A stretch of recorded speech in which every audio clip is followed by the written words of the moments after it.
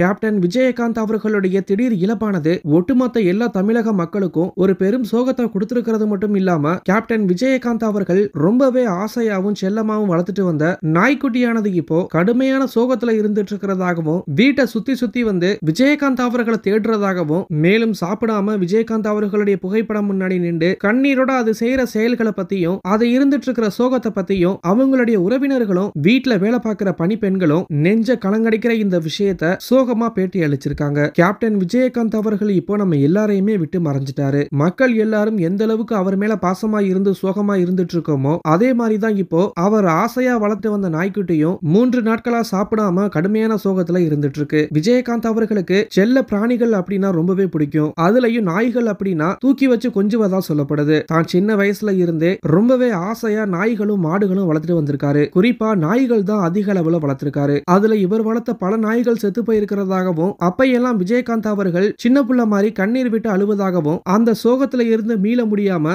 2 தினங்களுக்கு சாப்பிடாம இருப்பதாகவும் சொல்லப்படுது. அந்த அளவுக்கு விஜயகாந்த் அவர்கள் நாய்களை ரொம்பவே விரும்பி வளர்த்துட்டு வந்திருக்காரு. தன்னுடைய மகன்களான விஜய் பிரபாகரன் மற்றும் சண்முக பாண்டியன் இவங்களுக்கு நாய்கள் அப்படின்னா ரொம்ப பிடிக்கும் அப்படிங்கிறதுனால இவங்களோட சேர்ந்துதான் விஜயகாந்த் அவர்கள் பல நாய்களை வளர்த்திருக்காரு. விஜயகாந்த் அவர்களுக்கு உடல்நிலை சரியில்லாத போது அவர் வீட்டிலேயே ஓய்வுல இருந்தாரு. அப்பதான் தன்னுடைய மன நிம்மதிக்காக புதிதாக ஒரு நாய்க்குட்டியை வாங்கி கேட்டிருக்காரு. கொரோனாவில இருந்து அந்த நாய்க்குட்டியை பாசமா வளர்த்துட்டு வந்தது மட்டும் இல்லாம அது கூட தான் அதிக நேரம் செலவிட்டுட்டு வந்திருக்காரு. அந்த நாய்க்குட்டியும் வந்துட்டு விஜயகாந்த் அவர்கள் மேல ரொம்பவே பாசமா இருந்திருக்கு. அவர் வீட்டுல எங்க போனாலுமே அந்த நாய்க்குட்டி அவர் காலை சுத்தி சுத்தி வரும் அப்படிங்கிற மாதிரி சொல்லப்படுது. இதை விட முக்கியமா விஜயகாந்த் அவர்கள் வீட்டுல இல்ல அப்படின்னா சுத்தமா அது சாப்பிடவே சாப்பிடாது அப்படிங்கிற மாதிரியும் சொல்லப்படுது. இப்படிப்பட்ட இந்த நிலையில தான் விஜயகாந்த் அவர்கள் அந்த நாய்க்குட்டியை விட்டும் நம்ம எல்லாரையுமே விட்டு பிரிஞ்சிட்டாரு. இறுதியா கூட அந்த நாய்க்குட்டி விஜயகாந்த் அவர்களுடைய முகத்தை பார்க்கவே இல்ல. இப்போ அந்த நாய்க்குட்டியானது விஜயகாந்த் அவர்கள் வீட்டுல இல்லாதனால மிக கடுமையான சோகத்துல இருந்துட்டு இருக்கிறதாகவும் விஜயகாந்த் அவர்கள் எங்க இருக்காரு அப்படின்னு வீடு முழுக்க சுத்தி சுத்தி தேடுறதாகவும்